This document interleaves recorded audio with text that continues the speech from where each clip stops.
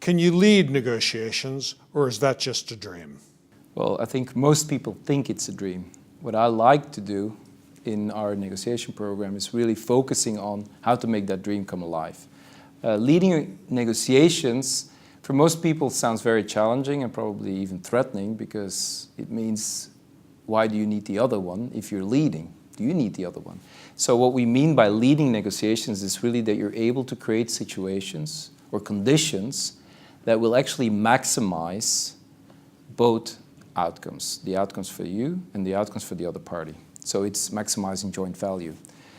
Some people may say, why do you want to maximize joint value? Well, because if you're negotiating, it means you also need the other party, else you don't have to sit together at the table.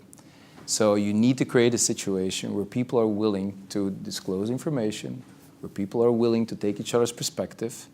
And in order to do that, the one who is most effective in interpreting and understanding the motives and the positions of the other person can actually create a condition where you basically can lead and direct a little bit how the negotiation will go.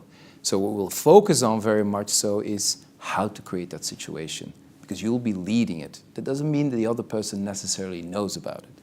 What are the key skills in leadership in creating value for both yourself and the collective? Well, I think there's a range of skills there, and it already starts with meeting each other. The other one needs to feel respected, that you're serious, that you're there for a clear purpose, and most importantly, every negotiation, if you're not serious about it, don't start negotiating. So basically, you start negotiating, it means you want to cooperate. So respect is the first thing that people need to feel. They need to like you, because liking will lower thresholds, you'll have more influence. Another key skill is definitely go beyond your own perspective. Understand what motivates the other person. Why does the other person show this behavior?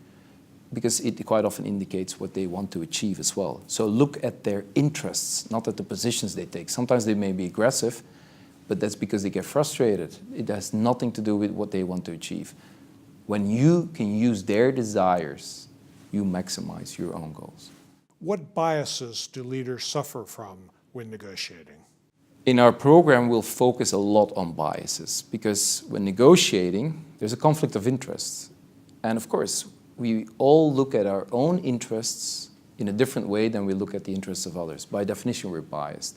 But two biases that are very important already in understanding negotiations in general. The first one is what we call an agreement bias.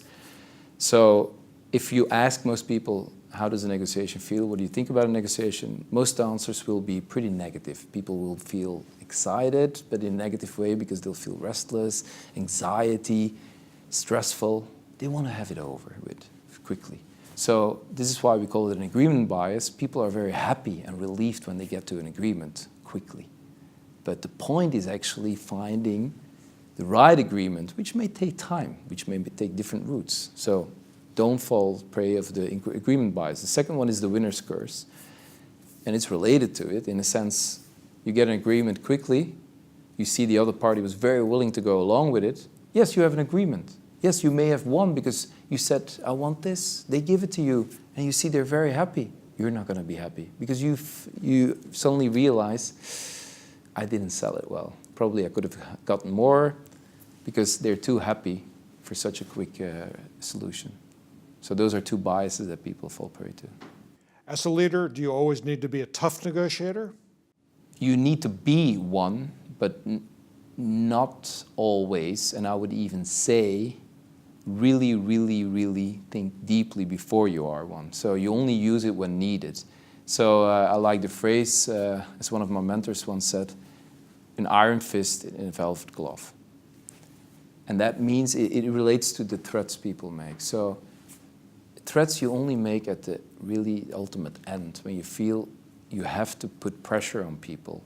And also then you still have to realize if you make a threat, you have to follow up the threat, else you become not credible anymore for future negotiations, because that's an important aspect as well.